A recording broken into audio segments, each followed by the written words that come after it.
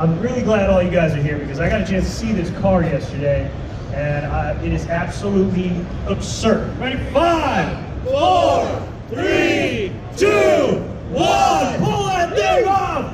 Ladies and gentlemen, I present to you Doughboy!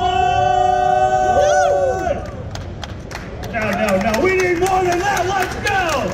Let's go! Oh, this thing is absurd. Can we all agree that this is pretty damn ridiculous?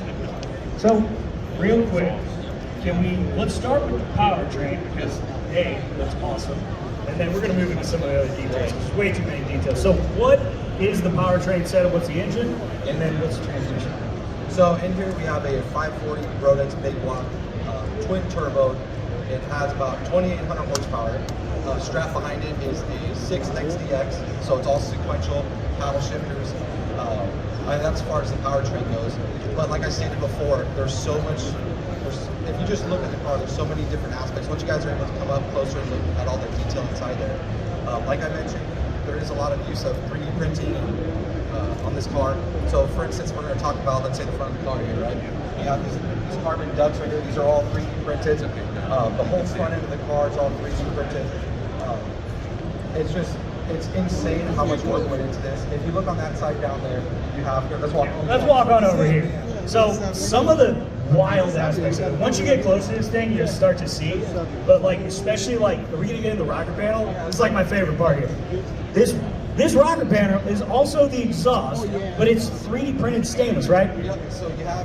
So on the exhaust, you have the downpipes, right? So how do you get a rectangle tube into round? So all the downpipes here is all 3D printed. We have Wiggins clamps here. A lot, if you know about them, they're aluminum. They won't work on exhaust, right? So that's 3D printed titanium to make that right there to look like that. And if we go back there to where the exhaust tip is, that's as well 3D printed as well. And then if you look at the inside, the interior is all done by Avant-Garde out in Florida. And that's as well 3D printed. All the panels inside are all 3D printed. The seats are out of a BMW M3, so full carbon seats. You have billet A pillars, billet B pillars, the C pillar in the back, that's all billet. The harness bar is billet, door bars are billet. I mean, one key aspect of this car that cannot go unseen is if you go to the back of the car, you see that diffuser back there, that is the fuel tank and as well as the diffuser.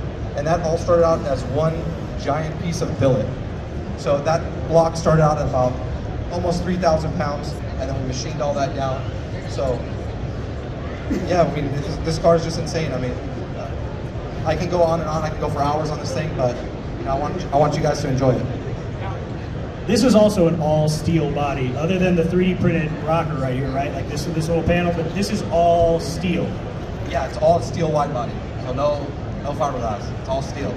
And I was told that you guys actually you foamed it and then created a buck in order to do the body work, and it was done separate from the car?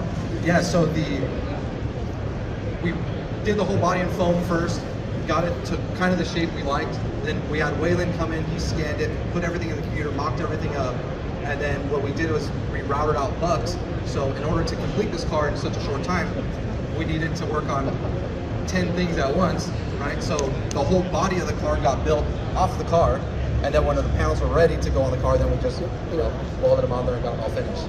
Absolutely insane. And this has an IRS in the rear, correct? It does, yeah.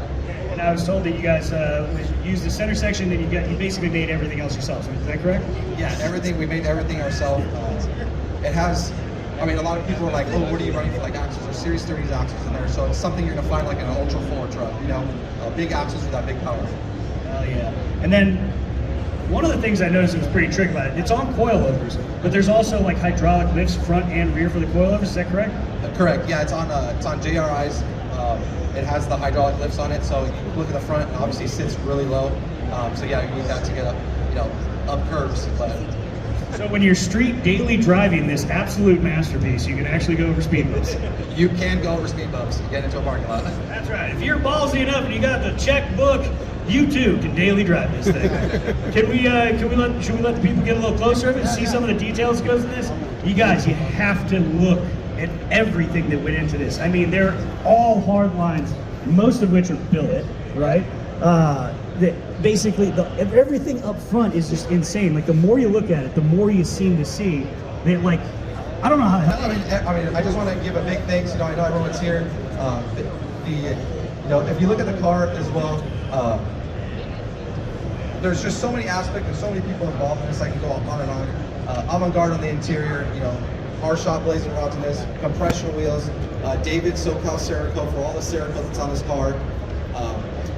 The paint from Sadakoy Customs, they painted the car for us, and you know, it goes on and on. And I just want to thank everyone. Rods team! This is absurd.